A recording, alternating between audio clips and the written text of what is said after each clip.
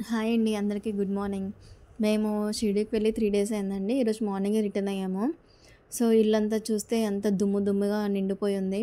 మా వాళ్ళు మాత్రం మంచిగా ఎక్కడ వాళ్ళు అక్కడ ఇద్దరు నిద్రపోతున్నారు.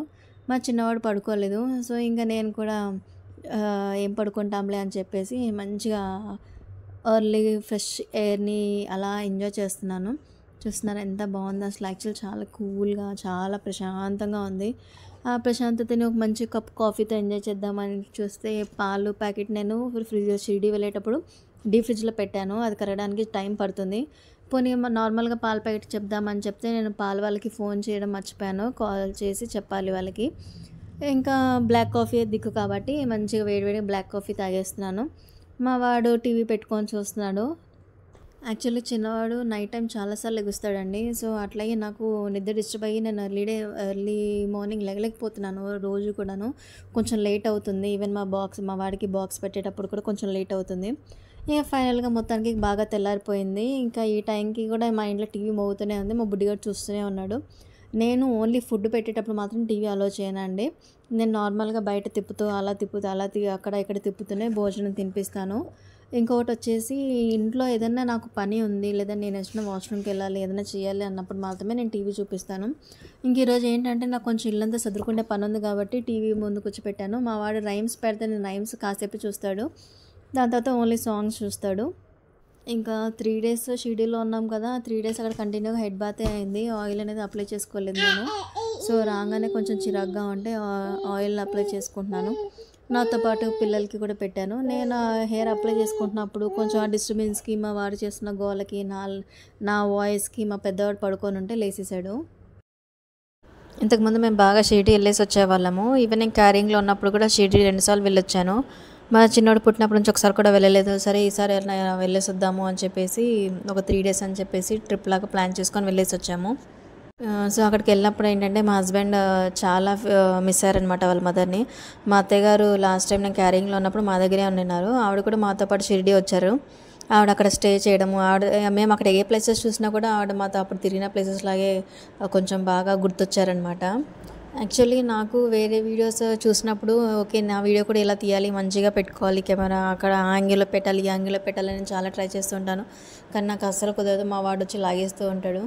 సో నేనేంటంటే దొరికేది సండే ఒకటే కదా, ఇంకా అందుకని పిల్లలకి ఎప్పుడైనా మా చిన్నవాడికి అయితే నేను రెగ్యులర్గా డే బై డే ఆయిల్ పెట్టి హెడ్ బాత్ చేపిస్తాను. మా పెద్దవాడికి వచ్చేసి నేను హెడ్ బాత్ చేసిన రోజు కాకుండా నెక్స్ట్ డే రోజు ఆయిల్ పెడుతూ ఉంటాను. అలా వీక్లీ టూ టైమ్స్ 3 టైమ్స్ పెడుతూ ఉంటాను, హెడ్ బాత్ చేస్తూ ఉంటాను. కానీ సండే రోజు మాత్రం నేను కన్ఫామ్గా ఆయిల్ పెడతాను ఇద్దరికి.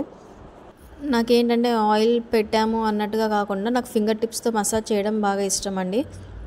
ఈవెన్ ఆ మసాజ్ అలా చేసుకున్నాం మనం చేసుకున్న మన పిల్లలకి చేసినా కూడా హెయిర్ గ్రోత్ అనేది బాగా పెరుగుతుంది అంటారు. అది నాకు చిన్నప్పటి నుంచి బాగా అలవాటు. అట్లీస్ట్ ఒక 5 మినిట్స్ 2 మినిట్స్ అన్నా నన్ను అలా మసాజ్ లాగా చేసుకుంటాను. ఈవెన్ పిల్లలకి కూడా నేను అదే చేస్తాను. నా చేతులకి ఏదైనా ఆయిల్ ఉంటే అది కాళ్ళకి చేతులకి రుద్దేస్తాను అనమాట. నెక్స్ట్ మా పెద్దవాడి దగ్గరికి వచ్చేసరికి ఇందాక మీరు చూసే ఉంటారు, వెనకాల బట్టలన్నీ ఫోల్డ్ చేశాడు. దాంట్లో కొన్ని ఆల్రెడీ ఫోల్డ్ చేసి ఉన్నాయి. మా చిన్నోడు పీకేస్తే మళ్ళీ మా పెద్దోడు కూర్చొని మర్తేశాడు.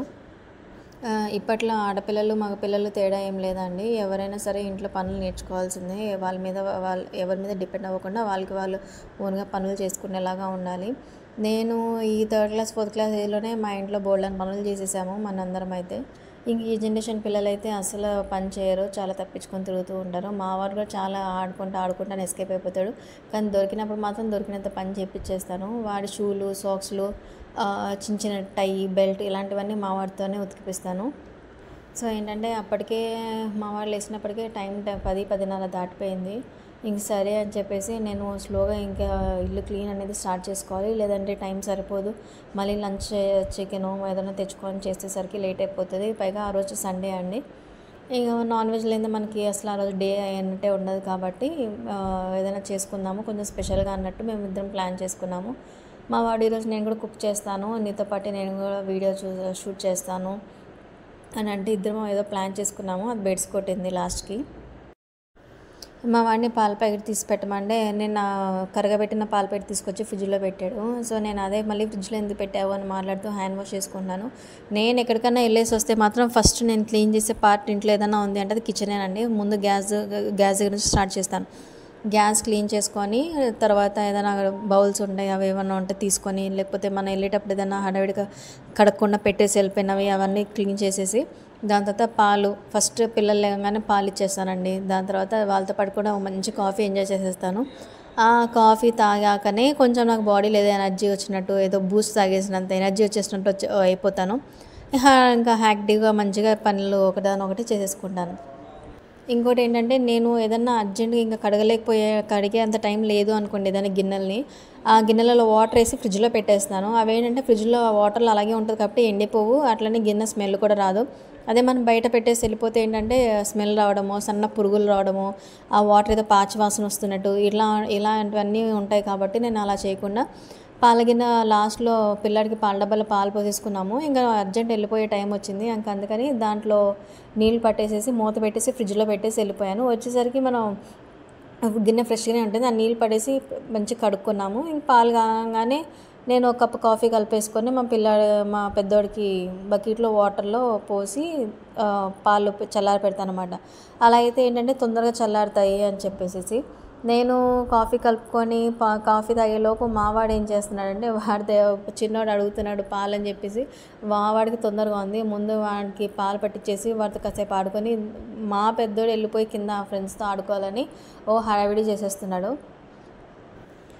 ఇంకా చిన్నవాడు కూడా తెలిసిందే కదండి, చిన్నపిల్లలు. నా దృష్టిలో ఏంటంటే కాఫీ మాత్రం ప్రశాంతంగా కూర్చొని తాగాలి. అట్లీస్ట్ మన కోసం ఒక 5 minutes అయినా టైం స్పెండ్ చేసుకోవాలి. డేలో ఎలాగో మన కోసం అంటే ఒక టైం ఉండదు కదా, హడావిడిగా వెళ్ళిపోతూ ఉంటుంది. పిల్లల కోసమో, హస్బెండ్ కోసమో, ఫ్యామిలీ కోసం పరుగులు తీస్తూనే ఉంటాము. నా కోసం అంటే ఒక 5 minutes కావాలి అనేది నేను అనుకుంటాను. ఈ లోపు మర్చి పెద్దవాడితో ఇల్లంతా సెట్ చేపించేసాను. వాడి వస్తువులు ఎక్కడెక్కడ వేసాడు, చిన్నోడు ఎక్కడెక్కడ వేసాడు అన్నీ క్లీన్ చేపించేసాను. సో ఫైనల్గా ఇల్లు ఇలా ఉంది. ఈ లోపు నేను ఒక పక్క వాషింగ్ మిషన్ కూడా వేసేసాను. నేను కాఫీ తాగి లేసే లోపే నాకు బట్టలు కూడా వాష్ అయిపోయినాయి. ఒక రౌండ్ వేసేసాను. నాకు ఎండ అంటే చాలా ఇష్టం అండి. ఎండలో బట్టలు ఆరేయాలి. మొన్నటిదాకా బాగా చలికాలం చూసాం కదా, ఇప్పుడు ఎండ చూస్తే అస్సలు ఎట్లా అంటే ఇంకా చాలా బాగా అనిపిస్తుంది అనమాట. నేను మామూలుగా చైర్ మీద కంటే నేల మీదనే ఎక్కువ ఆరేస్తాను. మనం బయట రోడ్ల మీద కూడా అట్లా ఇట్లా ఆరేస్తారు కదా, నాకైతే ఎవరు ఏమనుకున్నా పర్లేదు. నేనైతే ఎలా ఉంటానో అలాగే ఉంటాను. మా బ్లాక్లో ఎవరు కూడా బయట బట్టలు ఆరేరండి. కానీ నేను ఒక్కదాన్నే ఎండ ఉంటే మా ఇంటి ముందు ఆ ఎండలో మొత్తం బట్టలు ఈ వారి నుంచి ఆ వారికి వేసేస్తాను. దాని తర్వాత ఇల్లంతా క్లీన్ చేసేస్తున్నాను కదా అని చెప్పేసి బ్యాగ్స్ అన్నీ అన్ప్యాక్ చేసేసాను. దాంట్లో ఉన్న బట్టలన్నీ తీసి మళ్ళీ ఇంకో ట్రిప్ వాషింగ్ మిషన్ వేసాను. వాషింగ్ మిషన్ ఆటోమేటిక్ కాబట్టి అదొక బెనిఫిట్ అయింది. మనం ఒక పని చేసుకునే లోపే ఇంకో పని అయిపోయినట్టు అది ఒక పని అయిపోతుంది. ఈలోపు నేను ఇల్లు ఊడ్చేస్తున్నాను. కాళ్ళ కింద ఇసుకలా తగులుతుంటే నాకు చాలా చిరాకండి. ముందు ఇల్లు క్లీన్ చేసి మాప్ పెట్టేస్తే ఇల్లంతా ఒక సెట్ అయిపోతుంది. దాని తర్వాత వంట చేసుకోవచ్చు అని చెప్పేసి అనుకున్నాం. ఇప్పటికే టైం దగ్గర 12 అయిపోయింది. ఇంకా సరే అని చెప్పేసి నేను హడావిడిగా స్టార్ట్ చేశాను. మా వారితో డిస్కషన్ అదే, ఈరోజు ఏం చేసుకోవాలి ఏంటా అని. మా వాడేమో వెనకాల చిన్న పురుగులు తిరిగినట్టు వెనకాల తిరుగుతూ ఉంటాడు. చూసుకోకుండా నేను తగిలిచ్చేసాను.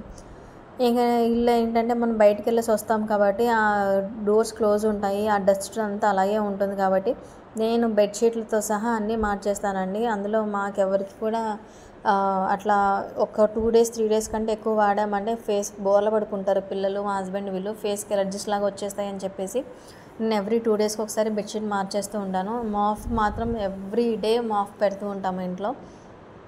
ఎక్కడ సందుల నుంచి కూడా నేను అన్నీ జరిపి చైర్లు, మంచాల కింద, ప్రతి టేబుల్ కింద అన్నిటి దగ్గర తీస్తూ ఉంటాను.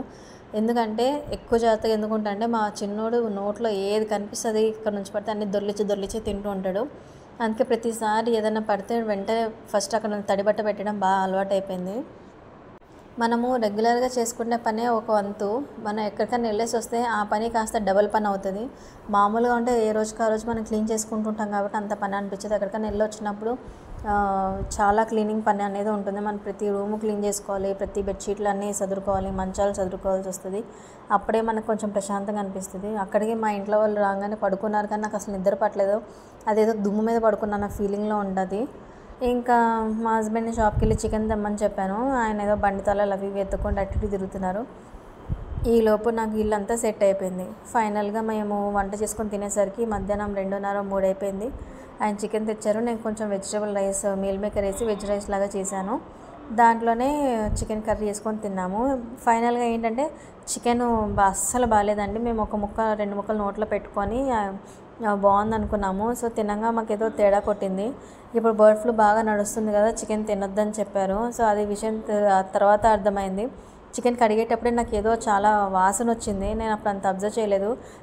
నాకు తెలియక మా చిన్నోడు కూడా తినిపిస్తున్నాను. కానీ ఫైనల్గా ఏంటంటే మేము మా ప్లేట్లో ఉన్న చికెన్ పీసెస్ కూడా ఆ కర్రీ కూడా తీసేసి కలిపేసి కుక్కర్కి పెట్టేసామండి. అస్సలు బాగాలేదు.